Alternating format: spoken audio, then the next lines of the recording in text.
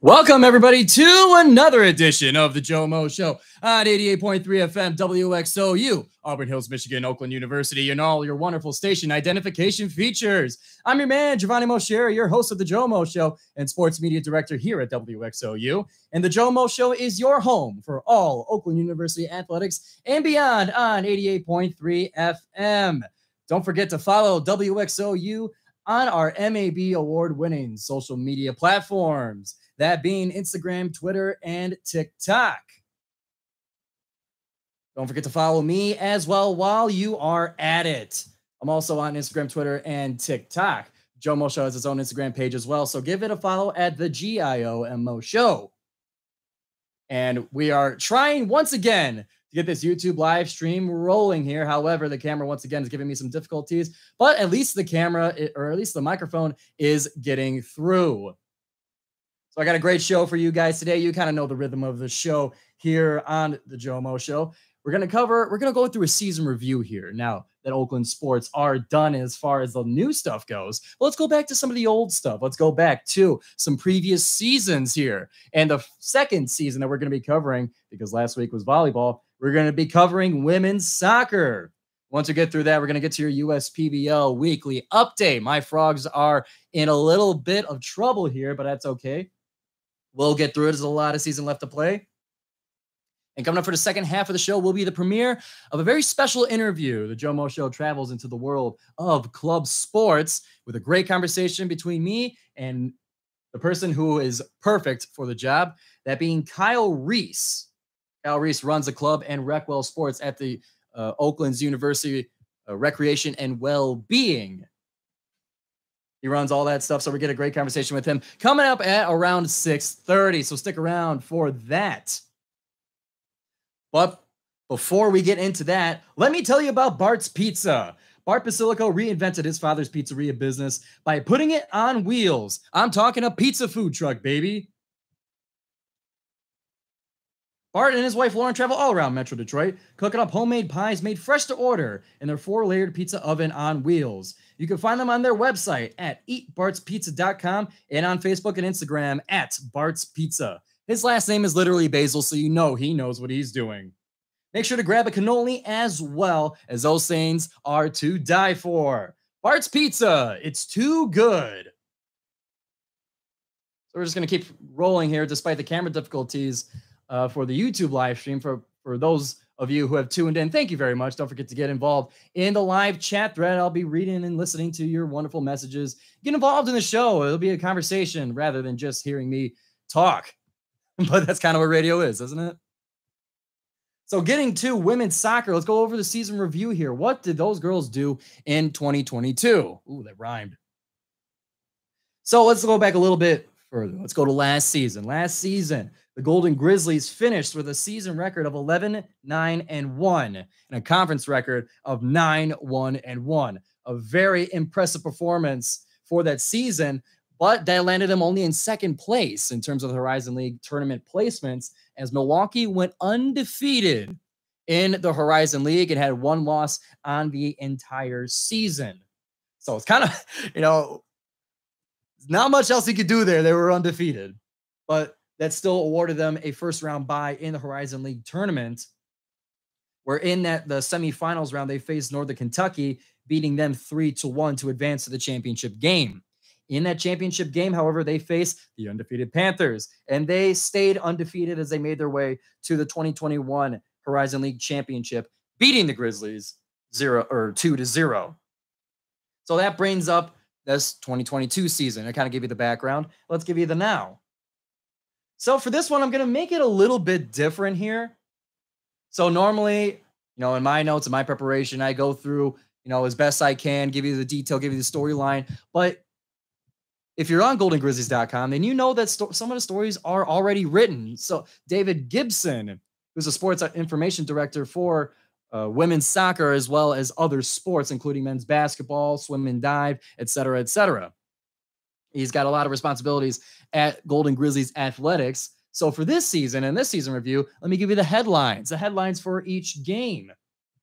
So starting off, we got a couple exhibition games this season. No article write-up on that one. However, in those exhibition games, against Eastern Michigan at home, and then away at Bowling Green. The Grizzlies split the two games, winning against Eastern Michigan 3-0, and then losing to Bowling Green 0-1, bringing them to the first official game of the season against DePaul at DePaul. The headline reads, Frazier scores through defenders in a 1-0 season opening win. That Frazier being Jana Frazier of the Golden Grizzlies was able to get the goal in the second half of the game to give them their first win. They then continue their travels into Kent State with the headline reading, Oakland posts a shutout win over the Golden Flashes as they beat them 2-0 to advance to a 2-0 record so far. They then return home to face Akron, the Zips. I think they're the Zips. The Akron Zips come to Rochester to face Oakland on the Oakland soccer field. That game ended in a tie 1-1. Headline for this. 1 second, the computer's acting up. Headline for this one. Sabaw scores equalizer in a rainy home opener. That being Alexa Sabaw of the Golden Grizzlies. Continuing in that homestand there, we're still in the little bit of the beginning of August. Now August 28th. Oakland hosted Northwestern in a game that ended 0-0. Headline reading, Oakland battles to a draw versus Northwestern. I know some of these aren't like super theatrical or anything, but I said I was going to read them. So take notice so far. Oakland has not lost a game so far in the regular season up to this point. And we're into September 1st. They're going away at Toledo, where they beat the Rockets 4-1. Headline reading, women's soccer scoring frenzy lifts the Golden Grizzlies over the Rockets. So still without a loss this season. I know you got a couple ties in there, but that just kind of happens given the sport of soccer, of course. We move then to September 4th. That's Sunday, where Oakland experienced their first loss of the season to Wake Forest. Game ending in a 1-0 score for Wake Forest. Headline reading, Oakland drops a nail-biter against Wake Forest. Then they're back on the road. September 8th, they go to Michigan State, where they were able to hold on in a 0-0 tie game. Headline reading, Oakland spares no goals to Spartans in East Lansing. They continue their Michigan travels as they make their way west to Western Michigan on Sunday, September 11th, where they tied the Broncos 1-1. And there's gonna be a few ties here so far coming up. So the Western Michigan game was the final one of the non-conference season. Now we get into some Horizon League games. Horizon League opener was at home against Youngstown State, where the Grizzlies tied 1-1. Headline reading, Oakland settles with a tie to Youngstown State, as they did. Then they travel to Green Bay September 18th, tying with the Phoenix 0-0. Oakland adds another tie to conference record against Green Bay, reads the headline. They then come back to face Purdue Fort Wayne. The Mastodons come to town, this one being a loss 2-1 against the Mastodons, and the headline simply reading, Oakland falls to Purdue Fort Wayne. Their next game, now we're getting into the month of October 1st, against IUPUI at IUPUI, tying 0-0. Oakland holds the Jaguars to a scoreless tie, reads the headline. We go to Cleveland State at Cleveland State. 1-0 win for the Grizzlies. Headline reading, Oakland dominates in convincing Horizon League women's soccer win. Winning goal being scored by Sophie Wisely. Wisely. I feel like Wisely is the right pronunciation. Then they come back home to face Robert Morris. The Colonials get 3 goals scored on them as Oakland wins it 3-0. Headline reading, back-to-back Horizon League women's soccer wins after tonight's game with Robert Morris. And one other home game being played on October 30th against Northern Kentucky was another win for the Grizzlies, 1-0. Headline readings, dominating victory adds another Horizon League women's soccer win to 3-game streak. Coming into another bit of a homestand here, they make their way to Wright State University to face the Raiders, where they were able to get another 3-point win in the Horizon League record, but this one was not a shutout. Score was 3-1. The headline reads, Oakland secures 4th consecutive Horizon League women's soccer win. They've been doing pretty hot this part of the season. Remember, they only lost a single Horizon League game all season long.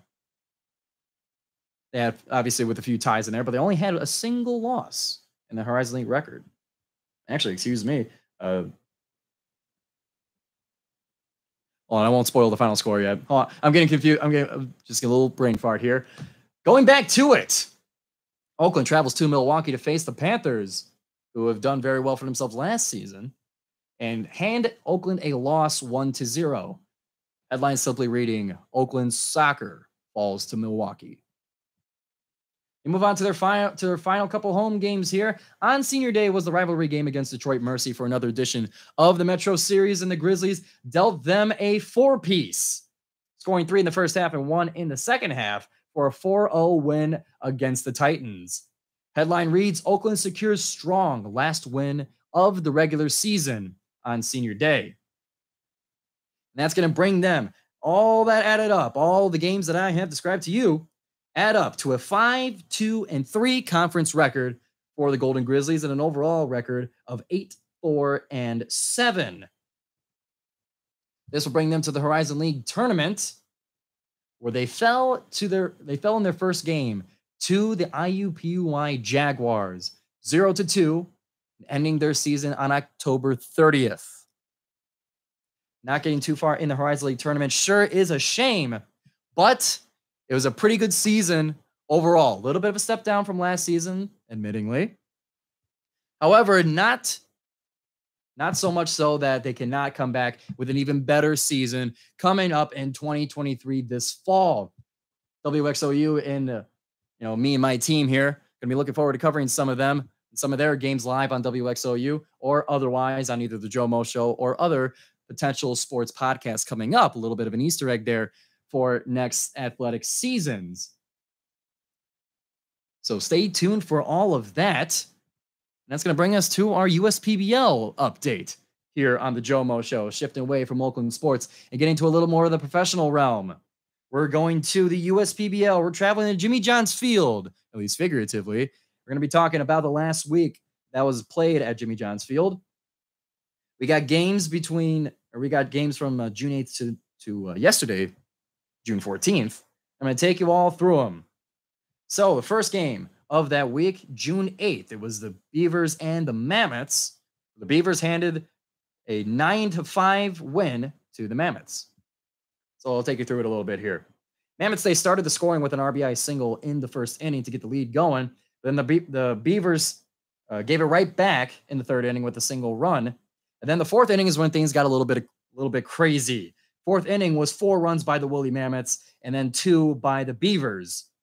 So the game's still a little bit close here. Score is now 5-3 after the fourth inning. We get into the sixth inning. The Beavers add on another run to make the score 5-4 at this time. So the Mammoths are holding on to that lead that they had in the beginning of the game here, aided by that 4-run inning in the fourth. And then things just start to slip away. In the fifth inning, the Beavers tack on not 1, 2, 3, or 4. They add on 5 runs in the eighth inning to vault themselves over the Mammoths for a late comeback, beating the Mammoths 9-5. Some of the standout hitters for the Beavers were Malik Bolin, who went 2 for 4 with 2 runs and an RBI. We got Tremaine Spears, who went 1 for 2 with a run and 2 RBIs, and Ben Wilcoxon, who went 2 for 4, 1 run and 1 RBI. Moving on to the next game, the Mammoths play once again, this time against the Unicorns, in a game that ended in a 5-1 victory over the Unicorns, which I'm a big fan of. Unicorns get way too much love, and I see them as a little bit of the Patriots of the USPBL. They just keep winning and winning, and it's very frustrating. I'm much more of an underdog kind of guy. That's why I love my Hoppers. But in this game against the Mammoths and Unicorns, Mammoths, they started off strong. They washed that bad taste out of their mouth from the Beavers by going up 2-0 after the first inning before Utica Unicorns scored a single run in the second to make it now 2-1 going all the way to the 7th inning. The scores were frozen after the 2nd inning. Then the Woolly Mammoths, with a 2-1 lead, add on 3 more runs in the 7th inning to make that final score of 5-1. Some standout hitters for the Mammoths were Ward Hacklin, went 1 for 4 with a run and excuse me, these baseball stats can be quite the tongue twister. So Ward Hacklin went 1 for 4 and a single run scored. Got Burl Dixon, he went 2 for 4 with a run. And then Francis Florentino, probably the best hitter in the USPBL, went 2 for 5 with 2 runs and 2 RBIs. A very productive day for Florentino. Moving on now to a doubleheader. The Saturday doubleheader for this past week was between the Hoppers and the Beavers. Game 1 did not have the most action. However, it was a shutout win for the Hoppers against the Beavers. They were able to win Game 1 3-0, just how I like it. Standout hitters in Game 1 were Bryant Schallenbarger, who went 2 for 3 with 2 runs and an RBI, and Chris Iazetta went 1 for 2 with an RBI. And then Game 2, a lot more fireworks happening at this one, although the fireworks are for Fridays, not Saturdays. But for this game here, in Game 2, Beavers, they started off the scoring with a single run in the 2nd inning. Then the Diamond Hoppers, they pour on not 1, not 2, 3, 4, or 5. They give 6 runs to the Beavers in the 3rd inning. But the Beavers were not phased. They scored 3 runs after that in the 3rd inning to make the score now 4-6. Keep it a bit of a close game here. And then the Beavers did what they did against the Mammoths, where they laid on another 5 runs towards the end of the game. That being in the 4th inning, as the doubleheaders are played in only 6 innings. They laid on 5 runs in the 4th inning to vault themselves over the Hoppers for a 9-6 win in Game 2. So the Hoppers and the Beavers, they split the game. They split the games of the doubleheader. I'm not sure what's going on with the Beavers, but they just love getting this weekend. They just love getting the 5 runs towards the end of the game for a big comeback. Some standout hitters for the Beavers were Chris Davis, who went 1 for 3 with 2 runs and an RBI. You got J.D. Stubbs, who went 1 for 2 with 2 runs and an RBI. And then you got Malik Bolin once again going 2 for 2 with 2 runs and 4 RBIs. So a very productive game for the Beavers. And that's going to bring us to the next matchup, that being the Unicorns and the Mammoths. This time, it was the Utica Unicorns that get the best of the Mammoths, getting their revenge for earlier in that week, as the Unicorns were able to win 4-3. It's a tight one. Started off with the Woolly Mammoths getting a single run in the 1st inning. Then Utica Unicorns getting the lead in the 3rd with another 2 runs. Score now 2-1. Unicorns lead. Mammoths tie the game in the 5th. Then the Unicorns get another one in the 6th. So we're going back and forth here. And we're at a 3-2 score going into the 8th inning, where the Unicorns tacked on one more, 4-2. And then in the last stand, and the last chance the Mammoths had to win the game at the bottom of the 9th, they came up 1 run short. They got a single one, but it was not enough to extend the game into overtime for the equalizer. And that leaves the Utica Unicorns victorious 4-3. And then one of the non-public games played at Jimmy John's Field, as not every game is displayed and is open to the public. They got a few private games that they play, and this one was played just yesterday, Wednesday. And this one went to sudden death. Of course, the sudden death one is not open to the public. But I'll take you through this game here. It was punches. It was haymakers being thrown back and forth all game long, which you would expect for something going into sudden death. But it started off with the Beavers laying on 3 runs on the top of the 2nd inning, and then another 2 in the 4th to go up 5-0. Mammoths make it now 5-4 as they get 4 runs in the bottom of the 5th inning. Very successful inning for them. 6th inning, the Beavers scored another 2 to keep them at arm's distance. Then the Mammoths did it again, right back at them in the following inning. 7th inning, the Mammoths got 2. And then the 9th inning, the deciding inning, Beavers scored 1, but the Mammoths got just enough to send this thing into sudden death as they got 2 runs in the bottom of the 9th.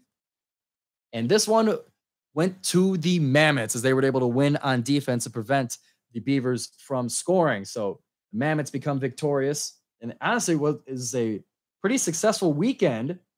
They went I believe they went 2-3 and only one run shy against the Unicorns.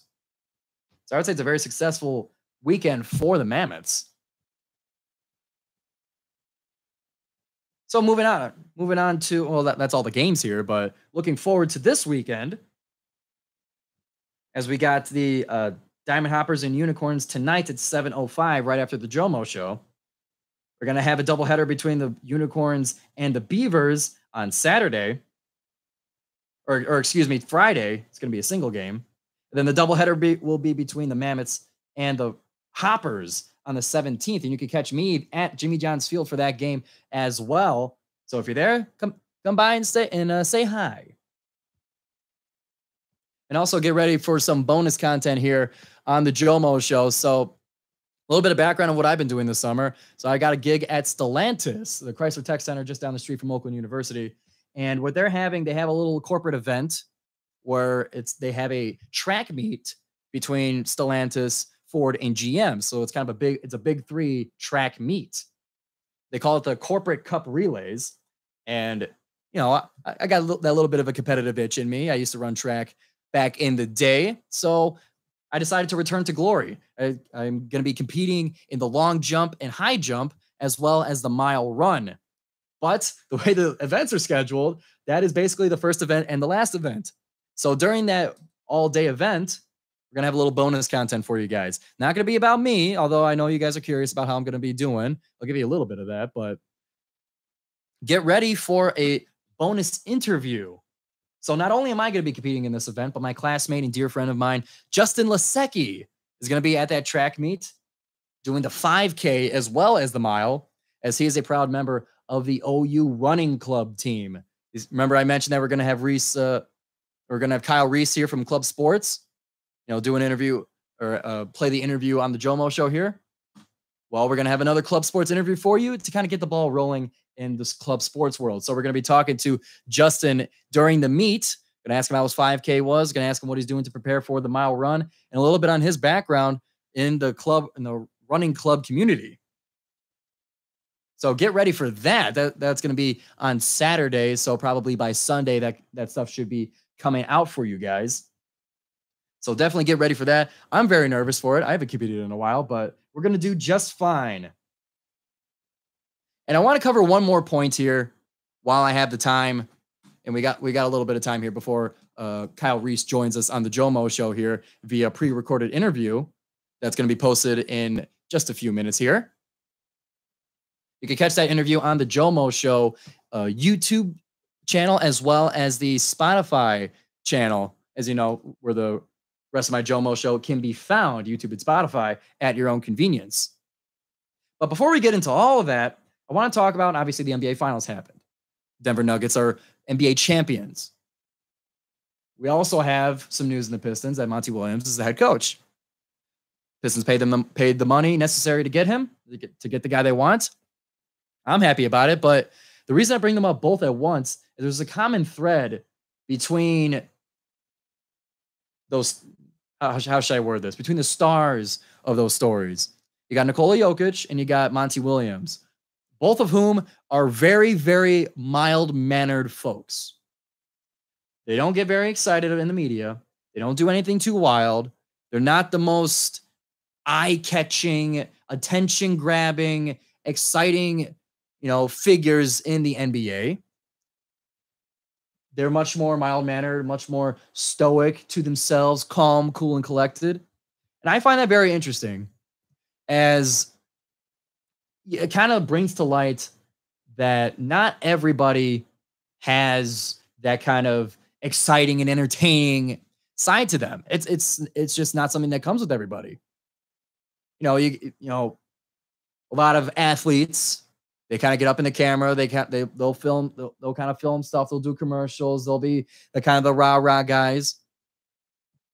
But you got the stars of the Nuggets. You got the star coach of the Pistons, and they're not very marketable. They're not very exciting to watch and to listen to despite what they're able to do on the court. I find that very interesting. It's a shame that it has to be that way. No, nothing against them, but it's a shame that you can't really like market them as well. They're not like grabbing attention as well.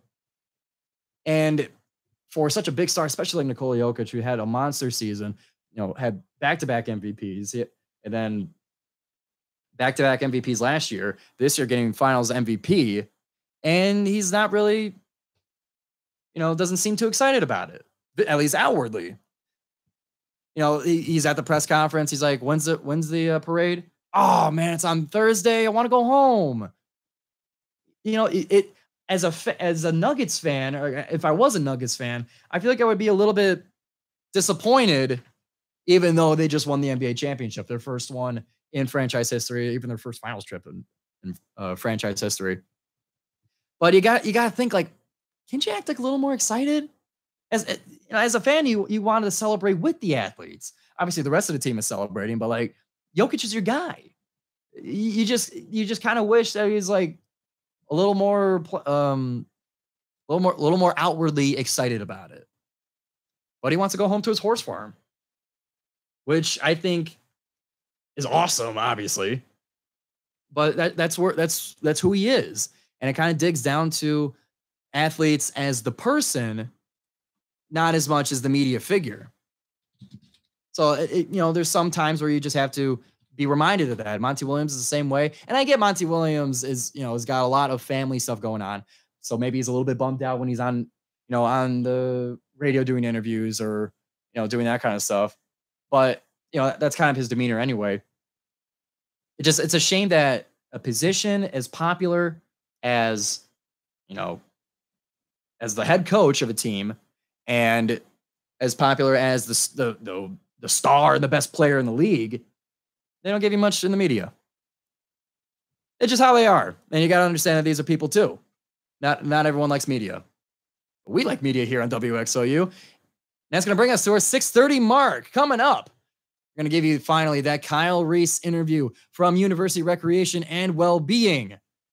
The sports and recreation program coordinator comes onto the GioMoShow for a fantastic conversation. You can catch it later on YouTube and Spotify, or you can stay tuned and listen to it after the break here on the GioMoShow, 88.3 FM, WXOU.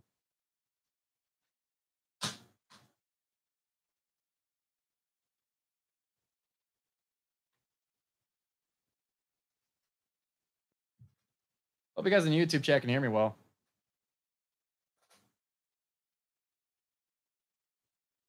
Got a couple PSAs playing at the moment here. This is the radio business. This is the side that obviously doesn't get put. I don't get put on air, but this is the business of it. You got 2 PSAs at per hour, and that's how it's got to be. Listen to it. The business. I really wish the camera was working. It was working earlier, and I had to change something, but we still got some of the audio here. We'll have the thumbnail going on.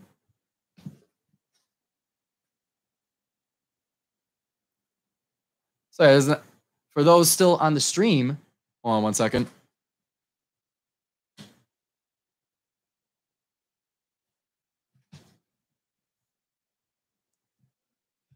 So we're going to be playing the interview between me and Kyle Reese. It's up on YouTube if you guys want to watch it on the GioMoShow YouTube channel.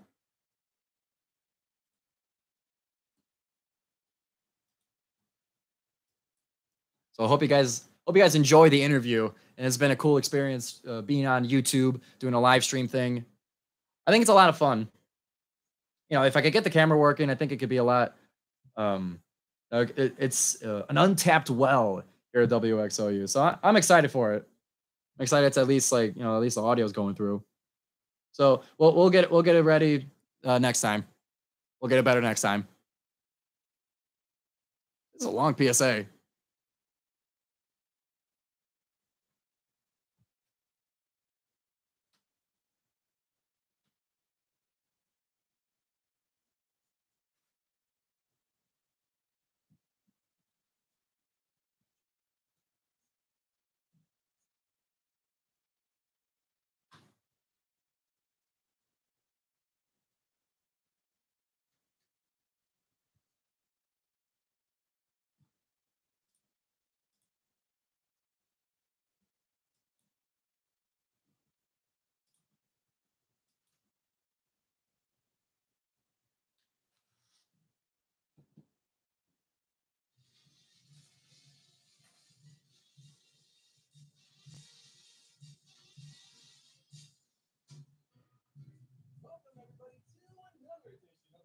Hope you guys enjoyed the stream. I sure did. We'll be doing this more often here at WXOU, so get excited. We'll see you next week.